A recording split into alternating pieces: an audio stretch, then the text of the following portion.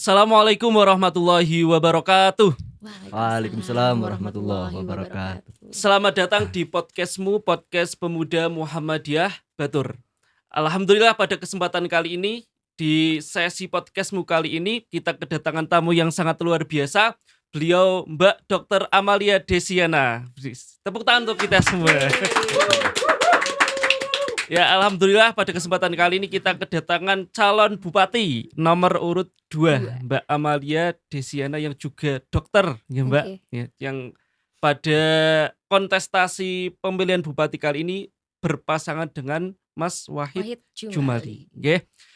Kami ucapkan selamat datang Mbak Amalia Desiana. Mbak mawon nggih biar Mbak lebih mawon. akrab. Kayaknya belum jauh selisihnya jadi Mbak aja.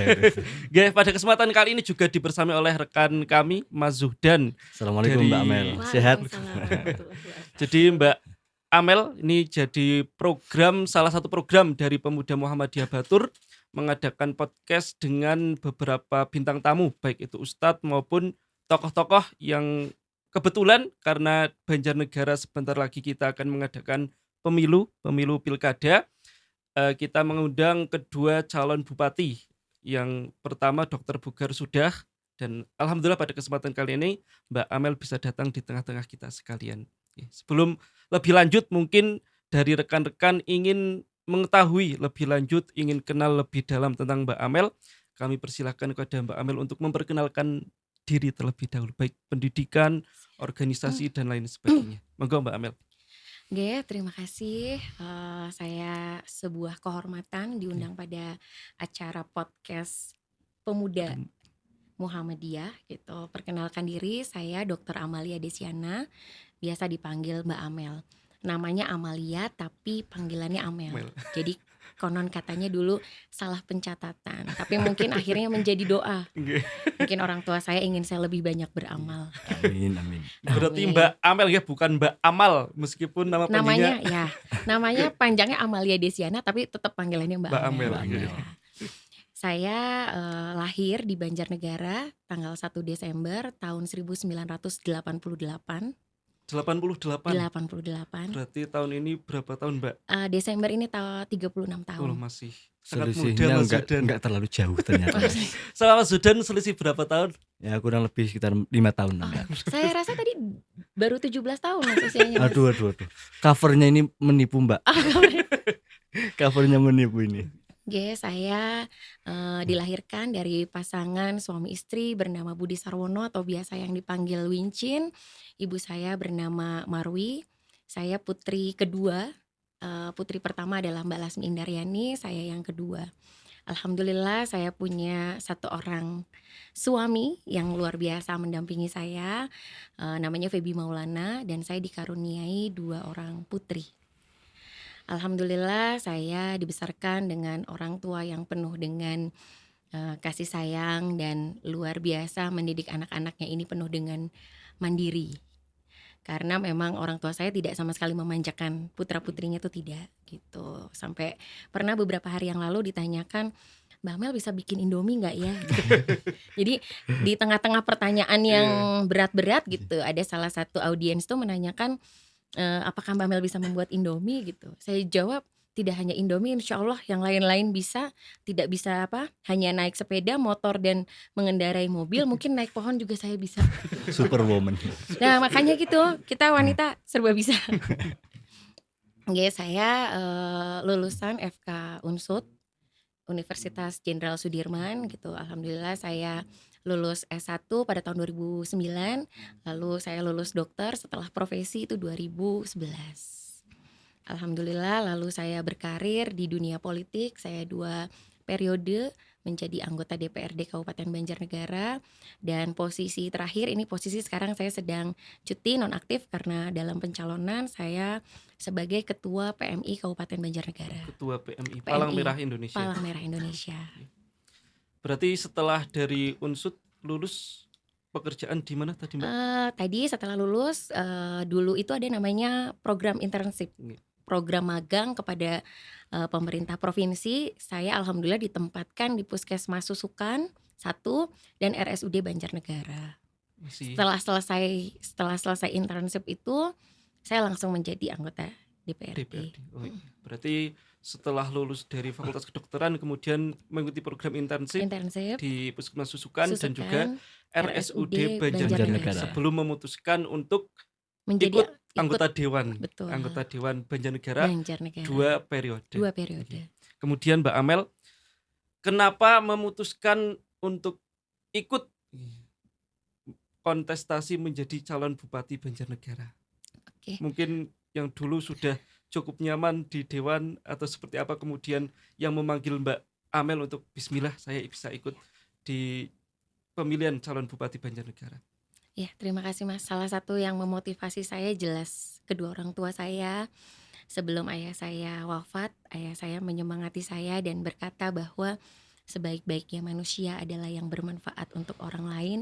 Jadi ketika saat itu saya ingin berhenti dari dunia politik karena apa yang menimpa keluarga saya menjadi sebuah pembelajaran luar biasa gitu. Saya ingin mencoba berkarya di bidang yang lain, tetapi sebelum ayah saya berpulang, ayah saya meminta saya terus berjuang untuk masyarakat. Salah satunya adalah melanjutkan perjuangan beliau. Saat itu saya sebagai anak hanya ingin menyemangati orang tua saya yang saat itu sedang ingin melakukan operasi. Jadi ayah saya didiagnosa kanker stadium 4, kanker pankreas stadium 4 dan akan melakukan operasi. Dan malam harinya saya mengiyakan. Jadi ketika ayah saya memotivasi, ayo ya maju ya gitu, meneruskan perjuangan ya gitu. Ya normalnya mungkin seorang anak rata-rata pasti diiyakan semua keinginan orang tuanya. Saya berpikir setelah operasi ayah saya bisa sehat kembali gitu kan. Lalu saya ingin melakukan negosiasi. Ternyata Allah berkata lain. Jadi itu yang menjadi salah satu semangat saya adalah meneruskan gelora semangat dari almarhum ayah saya untuk bermanfaat untuk masyarakat. Luar biasa Mas Zudan. Jadi memang yang menjadi utama barangkali dorongan dari orang tua. Dan perlu diketahui rekan-rekan sekalian bahwa Mbak Amel ini adalah putri dari mantan Bupati Banjarnegara, mantan Bapak Budi Sarwono yang dikenal barangkali Bapak Pembangunan Bapak Pembangunan Banjarnegara. Dan ini Mas, ketika saya melakukan perbincangan dengan ayah saya bilang kayak gini, kamu jadi anak jangan cuma berpikir duniawi katanya, tapi ayo berjalan di kehidupan, sisa kehidupan kita ini kita berpikir tentang akhirat. Dan berjuang di dunia politik ini jangan menganggap sesuatu hal yang selalu negatif gitu. Tapi ayah saya tuh tadi berbicara tentang pembangunan, ayah saya bilang ketika papa membangun jalan katanya, memudahkan akses masyarakat, siapa tahu katanya ada salah satu dari pengguna jalan ini yang berdoa dan menembus langit dan itulah adalah tiket surga papa. Jadi ayah saya selalu menanamkan bagaimana kita selalu berbuat baik karena kita tidak ada yang tahu tiket mana yang membawa kita ke surga. Masya Allah, luar biasa sekali. Jadi membawa politik ini diposisikan sebagai jalan untuk menebar kebermanfaatan. Betul. Kemudian Mbak Amel ini kan berpasangan dengan Mas Wahid Jumali. Ya.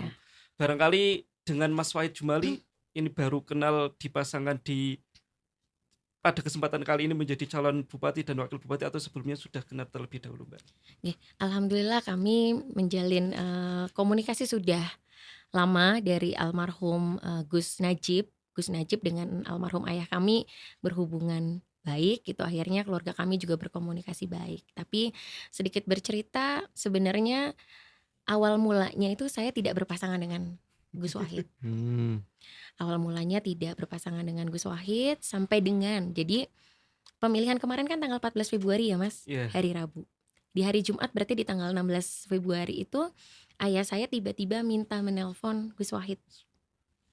Lalu akhirnya kami video call, singkat cerita tiba-tiba ayah saya menyampaikan bahwa kalau bisa kamu berpasangan dengan Gus Wahid ya. Padahal saya belum tahu Mas, apakah Gus Wahidnya bersedia atau tidak. Dan cerita itu saya simpan Mas. Jadi ketika akhirnya saya memberanikan diri setelah bisa move on dari kehilangan ayah saya mencoba mendaftarkan diri ke beberapa partai. Itu saya tidak membuka cerita itu.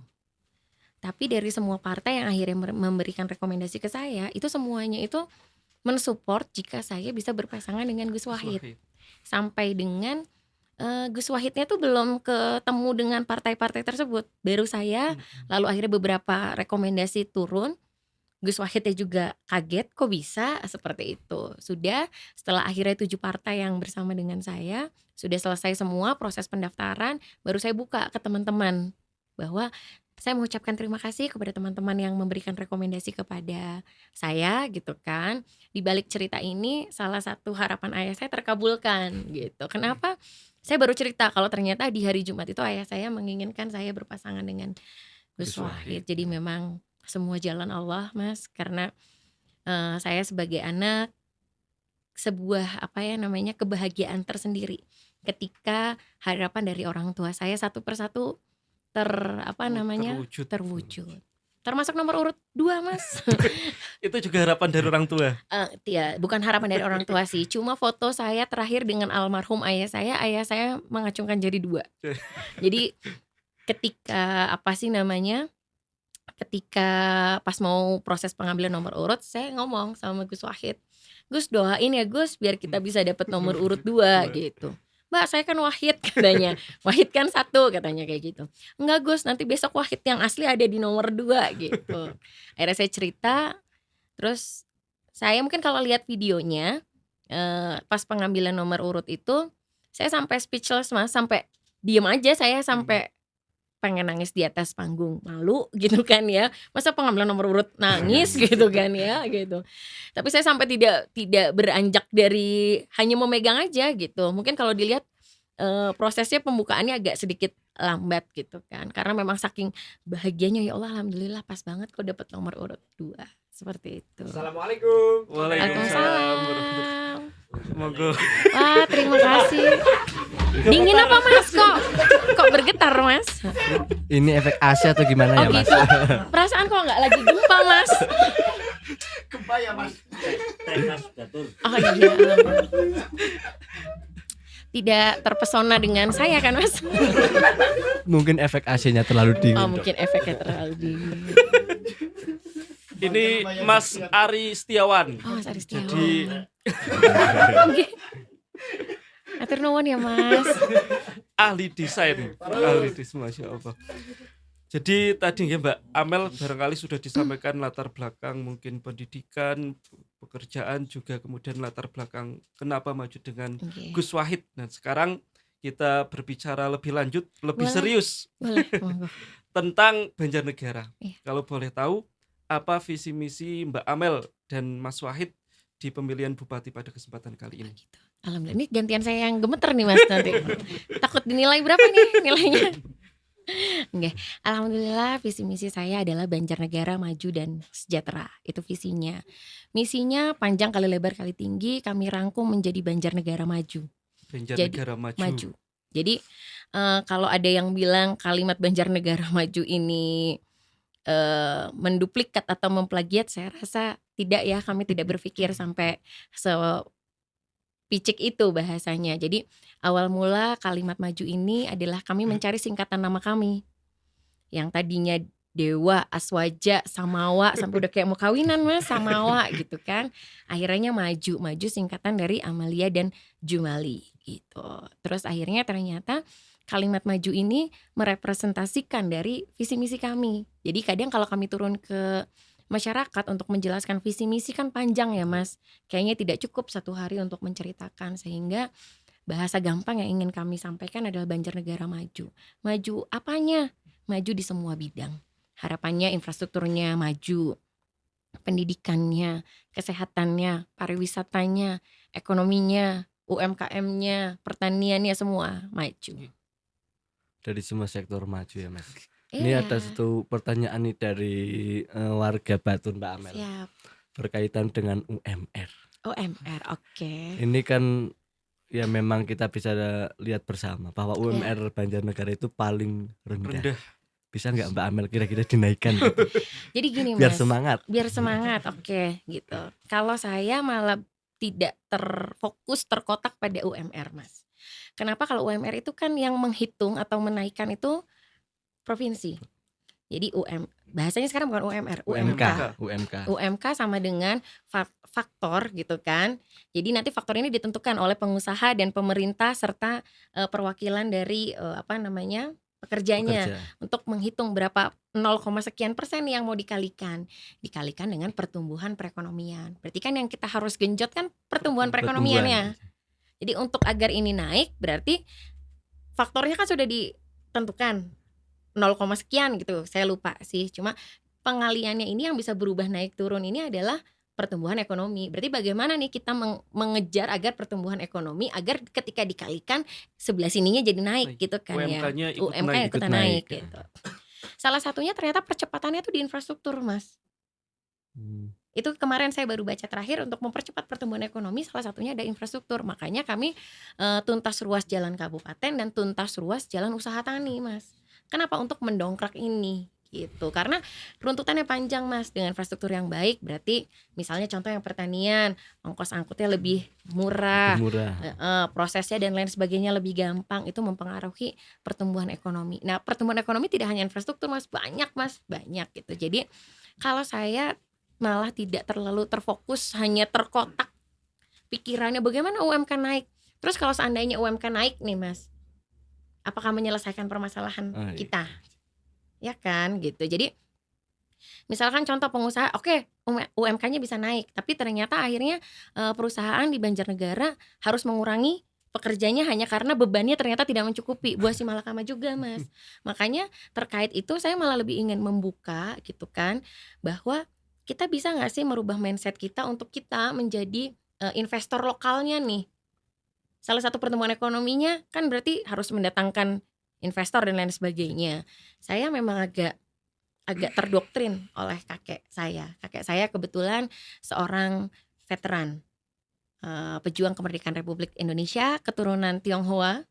Jadi kakek saya namanya Sugeng Budiarto, panggilan nama Cinanya tuh si Ing Piao. Jadi murni keturunan Tionghoa gitu. Jadi saya nggak marah kalau dikatakan Cina, memang karena keturunan Tionghoa. Walaupun saya Hitachi, hitam tapi Cina, Mas.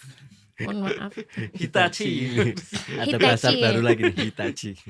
Atau Cireng, Mas, Cinaireng. Gitu iya. Jadi saya mengutip terdoktrin sekali dengan kakek saya bahwa kalau bisa investor itu kita tidak mendatangkan yang asing, Mas.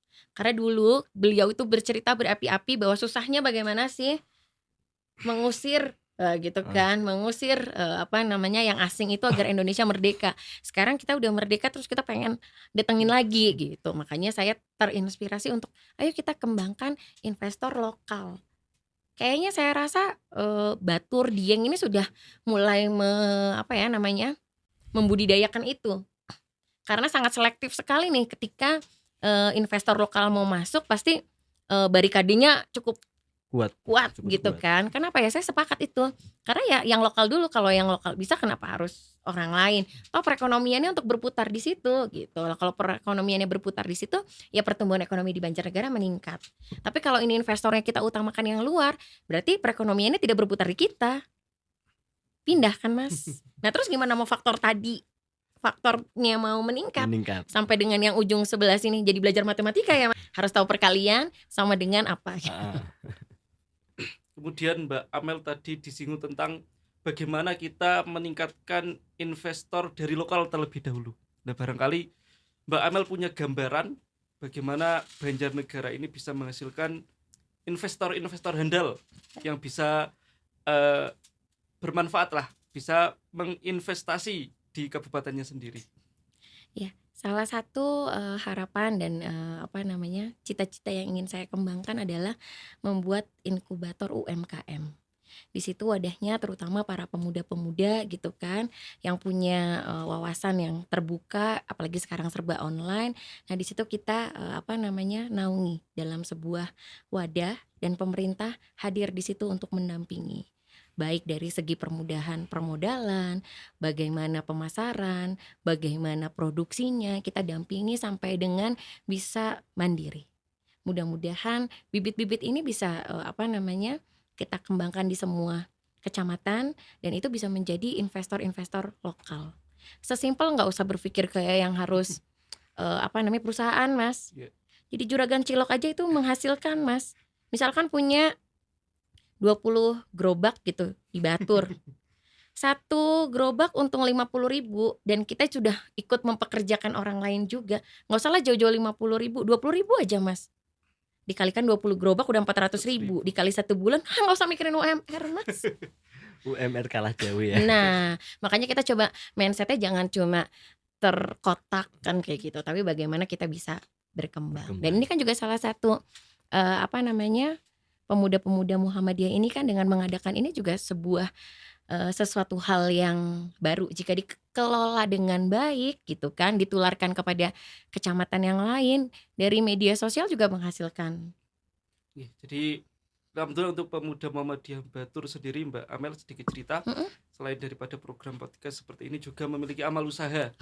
Jadi kami ada Tanimu. Karena memang masyarakat Batur kebanyakan petani, jadi dari pemuda mencoba menangkap peluang, ada toko pertanian namanya Tanimu. Nah itu barangkali juga perlu suntikan dari berbagai pihak, termasuk pemerintah daerah nanti bisa menyuntik organisasi kepemudaan yang fokus untuk bisa melakukan kembangkan usahanya.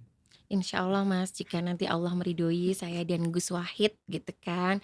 Karena kita kalau sekarang kan berceritanya harapan gitu. Mudah-mudahan pada saatnya nanti kita bisa bersinergi agar para pemuda juga punya wadah dan pemerintah bisa hadir di situ untuk merangkul semua pihak. Kemudian Batur ini kan terkenal sekali dengan pertanian dan juga khususnya pariwisata Dieng. Betul. Nah untuk pertanian ada petani, Mas Petani Sudan. itu kalau disuruh tanya Mbak, pupuk mahal. Nah itu nggak ada yang lain. Cuma yang dikhawatirkan bukan hanya pupuk mahal Mbak. Sulit. Gini, minat petani muda itu berkurang. Okay. Tidak hanya di Batur, mungkin di Banjarnegara, Indonesia juga menyadari itu. Ternyata ketika ditelusuri itu karena tidak adanya kestabilan harga. Kemudian yang kedua juga adanya pupuk subsidi, tapi untuk petani sayur ya, mohon maaf kalau salah dilarat ya, itu nggak ada subsidi untuk sayur kentang, kobis dan wortel. Kalau daerah Banjarnegara itu salak ya, yang nggak dapat subsidi. Ini program Mbak Amel ada nggak Mbak? Oh iya, oke. Biar petani muda itu semangat lagi. 20 tahun ke depan jangan sampai habis petaninya Mbak. Setuju Mas, sepakat. Makan apa kita kalau nggak ada petani? Sepakat Mas.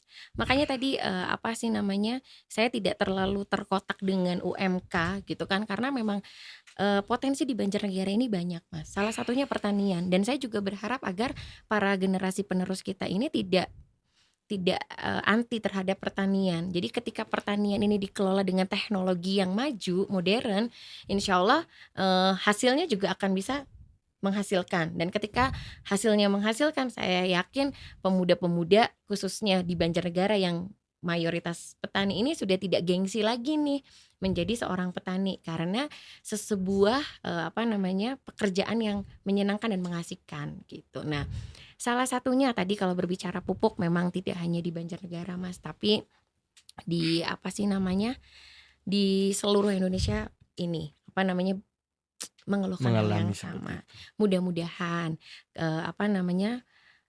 program Pak Presiden kita gitu kan, Pak Prabowo Subianto ini bisa menanggulangi, mengentaskan permasalahan itu. Karena beberapa kali saya mengikuti pertemuan itu mensupport sekali para petani agar lebih mendapatkan kemudahan, tidak hanya di bidang pupuknya tapi bibitnya juga. Mudah-mudahan mendapatkan bibit yang baik, sehingga misalkan kalau kayak sawah misalnya padi itu bisa jangan panen 2 kali, kalau bisa panen 3 kali. Bagaimana caranya? Kan kita bisa lakukan inovasi di negara tetangga aja, nggak ditanam di tanah aja bisa gitu. Apalagi kita yang punya tanah subur dan luas, kenapa kok kita monoton gitu-gitu aja gitu. Nah, terkait tadi subsidi, mungkin next saya bahasanya bukan subsidi Mas, tapi bagaimana pemerintah hadir. Harapan saya, rencana saya itu Banjarnegara ini punya BUMD Mas, Nah, BUMD ini baru dirintis nih, namanya BUMD Aneka Usaha. Kenapa dibikin BUMD Aneka Usaha? Karena agar biar macam-macam gitu loh, nggak monoton. Kalau BUMD percetakan berarti kan skupnya cuma percetakan. Ketika aneka usaha ini semua bisa masuk. Salah satunya saya mengharapkan BUMD Aneka Usaha ini bisa menjadi wadah menampung hasil panen masyarakat Banjarnegara. Jadi harganya stabil. Nah, tugas pemerintah ini berkomunikasi dengan kota-kota yang membutuhkan hasil produksi kita ini dengan harga yang jauh lebih manusiawi lah Mas. Syukur-syukur petaninya sejahtera kan, insya Allah masyarakat sejahtera, tidak perlu mengharapkan bantuan-bantuan Bantuan. sosial seperti itu. Itu kayaknya mudah-mudahan gitu, harapan saya bisa terrealisasikan. Terlepas nanti siapa yang jadi, saya berharap gagasan-gagasan ini bisa dikembangkan juga, karena saya yakin baik saya maupun pasangan sebelah punya gagasan-gagasan untuk masyarakat Banjarnegara pasti yang baik, seperti itu. Lanjut ya Mbak Amel, Monggo. tadi terkait dengan pertanian batur khususnya di samping memiliki potensi yang luar biasa juga ada ancaman di balik itu, khususnya terkait dengan ancaman lingkungan. Ya. Baik itu berupa penggundulan hutan, kemudian penggunaan pestisida yang berlebihan, termasuk juga sampah. Nah, ini sampah yang menjadi masalah di beberapa desa. Ini barangkali Mbak Amel punya gagasan ke depan seperti apa, baik tentang ancaman lingkungan maupun tentang sampah itu sendiri. Oke, baik Mas, terima kasih. Semua pasti ada plus dan minusnya ya Mas. Gitu, mudah-mudahan ini saya semangat kalau di Batur, karena ternyata pemuda-pemudanya juga semangat. Mudah-mudahan tadi saya ada yang ngecupin satu ya kan, semoga menjadi Masnya kan udah saya cupin menjadi bibit unggulan gitu kan. Kenapa? Karena kita tidak bisa sendirian Mas, tidak bisa juga dilempar ke pemerintah saja, tidak bisa juga dipasrahkan kepada masyarakat saja. Semua harus bersinergi terkait dengan ancaman lingkungan. Mudah-mudahan kita bisa nanti mulai mengedukasi masyarakat agar gitu kan, mulailah ditumbuhi tanaman-tanaman keras yang sama-sama menghasilkan. Seperti itu terkait dengan tanaman, tapi memang edukasinya cukup panjang karena ya ini kan berkaitan juga dengan penghidupan. Jadi paling mungkin bertahap prosesnya. Terkait dengan ancaman tadi pestisida terhadap lingkungan dan sebagainya, saya malah berharap mudah-mudahan malah pemuda Muhammadiyah Batur ini bisa menginisiasi adanya pupuk-pupuk organik. Kenapa tidak gitu? Kita bisa bekerja sama dengan BRIN gitu kan, untuk menindaklanjuti apa sih gitu. Saya sempat waktu itu berdiskusi dengan beberapa petani, saking aktifnya katanya, saking ingin membuat pupuk organik itu, katanya si wortel itu jadi tinggi-tinggi Mas. Saking terlalu percepatan pertumbuhan. Nah, mudah-mudahan itu bisa difasilitasi dengan BRIN sehingga penelitiannya tidak manual, tapi benar-benar berdasarkan kajian, dan itu bisa mungkin menggantikan 100% tidak, tapi paling tidak meminimalisir penggunaan pestisida. Terkait sampah menarik Mas. Jadi di Wanadadi itu ada bank sampah. Dan itu malah lebih banyak digunakan oleh kabupaten luar, dan saya mengharapkan jika nanti saya Allah ridhoi itu bisa diterapkan di Batur, dan itu selain menanggulangi sampah, dan itu bisa menjadi bagian penghasilan dan memudahkan para petani karena hasilnya adalah solar Mas. Sekarang kan petani di Batur agak nafasnya berat karena harus membeli solarnya yang itu gitu kan. Mudah-mudahan dengan ini baik yang kalau yang sampah bisa diolah menjadi solar gitu kan, nanti yang organik kita bisa kelola menjadi mungkin pupuk organik dan lain sebagainya. Nah, mudah-mudahan pada saatnya nanti saya hadir lagi ke Batur gitu kan, itu bisa direalisasikan dan persoalan sampah di Batur bisa terselesaikan. Luar biasa nih kalau sampah nih Mas, bisa bikin ngantuk ini Mas. Karena memang masalahnya hampir setiap desa. Bahkan gak hanya di daerah Banjarnegara, mungkin sampai kota-kota besar lain juga. Lainnya. Mudah-mudahan nanti itu bisa menjadi salah satu solusi. Karena kalau misalnya ketika sudah tahu sampah ini bisa menghasilkan, ibu rumah tangga dari rumah sudah bisa memilah Mas. Memilah mana yang organik, non organik, mana yang bisa di daur ulang dan lain sebagainya gitu. Kembali lagi ke SDM masyarakat berarti Mas. Iya.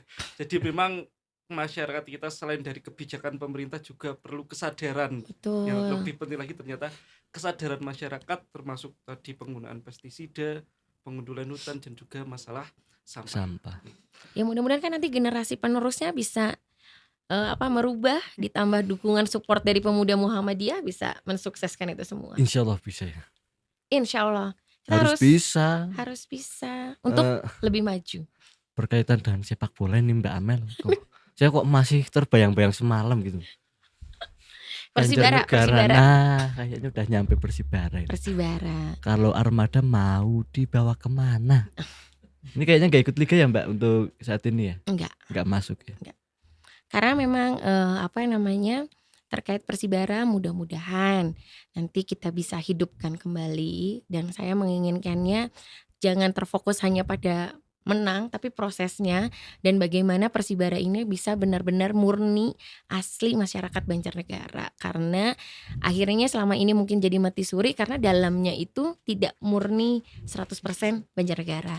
Memang tampaknya lebih keren ya Mas gitu loh, dapat juara ini, tapi ketika akhirnya orangnya pada pergi, akhirnya Persibara yang menjadi mati suri. Nah mudah-mudahan ditambah lagi kan cerita masa lalu itu kan ya Mas, kita tidak usah bahas cerita masa lalu, kita berbicara ke depan bagaimana Persibara bisa hidup kembali, bagaimana Persibara bisa maju gitu kan. Nanti dimulai dari pembibitan ini, mudah-mudahan atlet-atlet lokal bisa bergabung dalam Persibara dan bisa sampai dengan liga-liga seterusnya gitu, ikut dalam kompetisi tersebut. Tapi insya Allah Mas. Insya Allah. Moga bisa lah Mas memunculkan Rio Fahmi dan Abimanyu yang baru. Siap. Karena dengan sepak bola itu ternyata bisa mempersatukan masyarakat. Betul. Mbak Amel. Kemudian ini sudah agak malam Mbak Amel, jadi agak ngeliup. Begadang Mas, malam begadang. Kemudian Mbak Amel, kita ketahui bersama bahwa Banjarnegara selain tadi mungkin hal yang perlu kita tingkatkan infrastruktur fisik dan lain sebagainya, ternyata IPM, Indeks Pembangunan Manusia Banjarnegara juga masih rendah. Itu kan kalau di IPM ada berbagai faktor ya Mbak Amel, baik kesehatan, pendidikan dan seterusnya. Barangkali Mbak Amel bisa memberikan gambaran bagaimana mesti ada keinginan untuk bisa menaikkan IPM ini, baik dari faktor pendidikannya seperti apakan, kemudian juga kesehatan di Banjarnegara ini seperti apakan. Monggo Mbak Amel. Iya, sebenarnya terkait IPM itu mungkin pertama nanti yang akan saya lakukan adalah protes ke BPS. Kenapa? Tolong dong yang dihitung jangan 25 ke atas. Kita berjuangnya kan sekarang nih di masa produktif, tapi ternyata penghitungan IPM itu yang dinilai adalah 25 tahun ke atas. Jadi adanya kita IPM sekarang ini adalah produk 20 atau 25 tahun yang lalu. Jadi ketika saya bekerja sekarang gitu kan, berarti terlihatnya nanti Mas 20 tahun mendatang. Dan gitu kan, yang 25 tahun ke atas ini kita harus selesaikan dengan yang non formal, kejar paket. Tapi apa iya ninine kakine tikon kejar paket kayak ne angel. Masa iya kita mendoakan agar cepat berpulang, kan gak mungkin juga. Jadi mungkin hal pertama yang ingin saya lakukan ketika jadi protes, saya bisa gak sih cara menghitungnya dirubah gitu. Karena kalau misalnya menghitungnya seperti itu berarti kerjaan kita sekarang dinilainya nanti 20 tahun lagi gitu. Nah itu terkait dengan pendidikan. Berarti kalau yang formal, yang produktif ya kita maksimalkan baik sarpras, SDM tenaga pengajarnya, kesejahteraan tenaga pengajarnya, motivasi terhadap anak-anak yang putus sekolah gitu kan. Terus sisanya apa ya, yang non formal, kejar paket dan lain sebagainya kita optimalkan. Dan harapan saya di Banjarnegara ini tumbuh juga universitas-universitas baru, karena dengan adanya universitas otomatis roda ekonomi juga berputar gitu. Paling jangka pendeknya yang ingin saya lakukan adalah mengembangkan politeknik, karena politeknik kan memang berada di Banjarnegara dan sudah ada. Mudah-mudahan ini bisa dikembangkan. Salah satunya malah yang saya inginkan, kok tidak ada jurusan tentang pertanian ya di situ. Padahal Banjarnegara yang notabene 70%, 60% hampir pertanian, kok malah tidak ada. Mudah-mudahan kita bisa bekerja sama dengan universitas besar untuk bisa mengembangkan prodi tersebut gitu. Itu terkait dengan pendidikan. Kalau kesehatan ya memang balik lagi ke edukasi ya Mas ya. Karena kalau memang tentang pengobatan penyakit dan lain sebagainya itu sudah kita pasrahkan kepada tenaga ahlinya, dokter-dokter yang ahli. Tapi edukasi ini ya masyarakat juga penting. Bagaimana tadi terkait dengan lingkungan itu mempengaruhi juga gitu. Dan mudah-mudahan mohon doanya kami bisa mendirikan rumah sakit di wilayah atas. Kenapa? Salah satu indikatornya kan angka kematian ibu dan angka kematian bayi.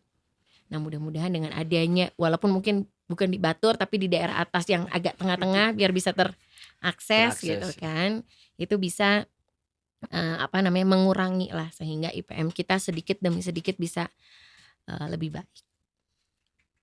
Mbak Amel, kaitan Batur Mbak Amel. Pandangan Mbak Amel itu Batur itu gimana Mbak Amel? Dan harapan Mbak Amel tentang Batur. Siap. Batur itu buat saya luar biasa. Malah saya rasan sama suami, kayaknya kita bikin rumah kali ya di Batur gitu. Karena siap nyarikan lahan. Oke, karena tidak perlu pakai AC Mas. Iya.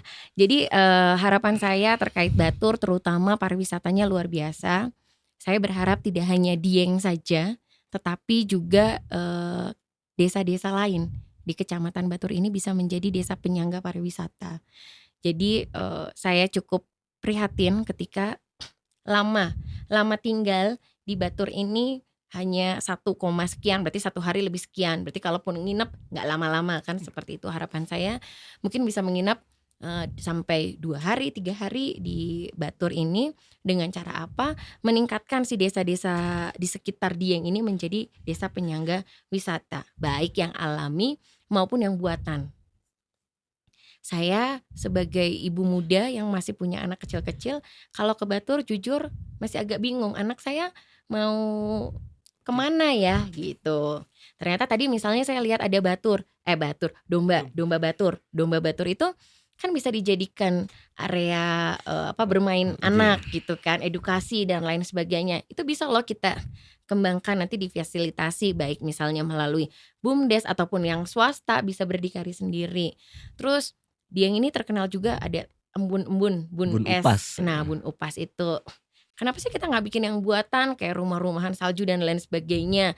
Itu misalnya bisa diletakkan di desa mana. Jadi penarik.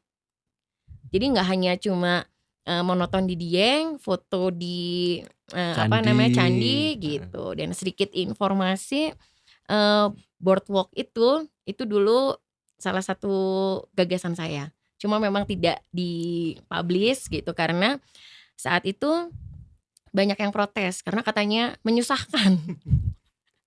Mbak Amel permintaannya katanya susah-susah katanya kayak gitu. Tapi alhamdulillah sekarang malah jadi icon di ini gitu. Jadi mudah-mudahan saya berharap seluruh masyarakat Batur ayo bersinergi bersama bagaimana menjadikan Batur ini menjadi wilayah wisata internasional. Amin. Karena kan sudah mulai dilirikkan ya gitu. Ayo bagaimana bekerja sama biar menghidupkan perekonomian masyarakat. Amin, semoga tercapai Mas Aris. Amin. Luar biasa Mas Zudan. Jadi penjelasan Mbak Amel sedikit banyak sudah menggambarkan lah program-program beliau. Iya, alhamdulillah nilainya bagus nih saya ya Mas ya. Insya Allah nanti bagus. Nilai bagusnya kalau nanti dijalankan Mbak Amel. Oh iya siap. Sebagai pertanyaan pamungkas Mbak Amel, barangkali rekan-rekan ingin diyakinkan kenapa harus memilih Mbak Amel dan Gus Wahid. Jumali. Monggo Mbak Amel. Waduh, saya jadi promosi diri sendiri nih Mas gitu kan. Ya mungkin semua pasangan calon pasti menginginkan yang terbaik. Cuma memang ada satu hal yang pelajaran yang mungkin di saya dan Gus Wahid bisa terapkan adalah tips and trick dari almarhum ayah saya Pak Wincin, bagaimana kami bisa melakukan kepemimpinan yang fokus, yang pro terhadap masyarakat gitu kan. Salah satu slogan kami adalah dalane alus rezekine mulus. Dan setelah saya amati, setelah almarhum ayah saya ini pemimpin-pemimpin Banjarnegara ini kan hebat-hebat juga ya Mas. Semua itu orang-orang hebat.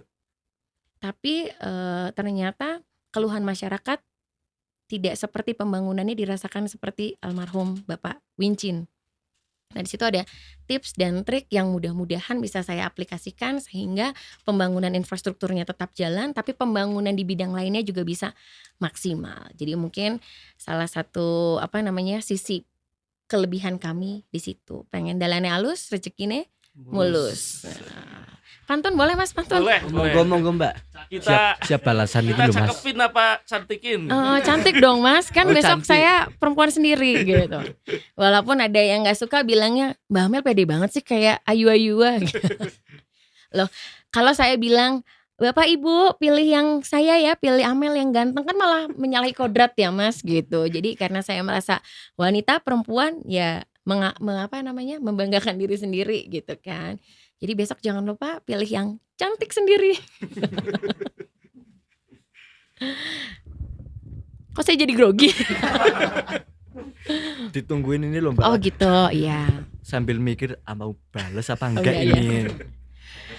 Makan ikan di dalam kuali. Cantik. Dimakannya pakai sambal ati. Jangan lupa sama Amalia dan Wahid Jumali. Pilih nomor 2 selalu di hati. Luar biasa. Baik, terima kasih Mbak Amel dari Pemuda Muhammadiyah Batur. Ucapkan terima kasih sudah menyempatkan waktu bisa Alhamdulillah. bergabung dengan podcastmu, podcast Pemuda Muhammadiyah Batur. Mohon doanya semoga rekan-rekan pemuda di Batur ini juga bisa lebih baik lagi ke depannya. Iya, lebih maju ya, Mas. Amin. Lebih maju. Oh, nitip salam Mbak, katanya buat siapa? Oh, buat Gus Jumali. Oh, Nah, ini titip salam kepada Gus Jumali dari rekan-rekan pemuda Muhammadiyah Batur. Ditunggu katanya di podcast. Oke. Demikian, terima kasih kepada rekan-rekan pemirsa podcastmu dimanapun berada. Semoga apa yang kita harapkan bersama, Banjarnegara memiliki memilih pemimpin, memilih calon bupati dan wakil bupati. Kita doakan semoga melahirkan pemimpin-pemimpin yang terbaik, Amin. Amin. baik nomor 1 maupun nomor 2. Insya Allah baik semua. Baik semua. Baik semua. Dan kita doakan tentu pemilu kali ini bisa berjalan dengan lancar. Lancar. Jangan lupa gunakan hak pilih Anda tanggal 27 November. Weh. Ini kalau nggak ada Panwas kayaknya nggak bilang ini. Tanggal 27 November nggih. Closing statement ya, Mas. Oke, monggo. Harapannya persaudaraan dan persahabatan selalu menjadi yang nomor 1, tetapi pilihan jangan lupa yang nomor 2. Terima kasih. Ya, terima kasih Mbak Amel atas waktunya.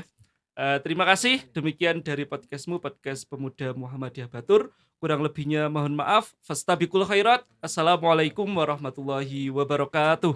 Waalaikumsalam warahmatullahi wabarakatuh.